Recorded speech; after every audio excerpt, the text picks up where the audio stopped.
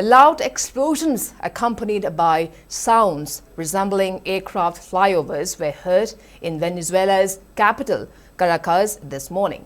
Following the strikes, President Nicolas Maduro declared a nationwide state of emergency, ordered national defense plans to be implemented, and called for mass mobilization.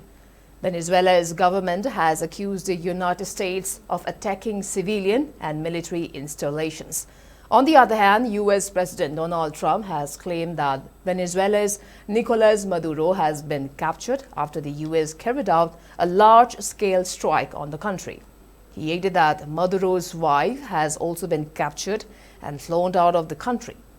On the other hand, there has been no confirmation from the Venezuelan government on the capture of President Nicolas Maduro and his wife.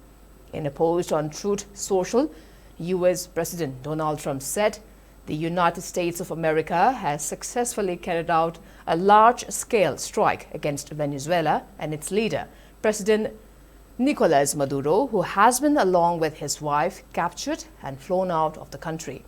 This operation was done in conjunction with U.S. law enforcement.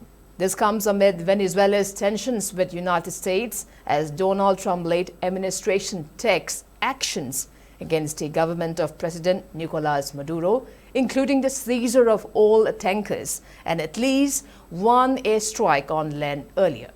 Trump has repeatedly spoken about possible land operations in Venezuela as a part of efforts to push Maduro to step down, including through tougher sanctions.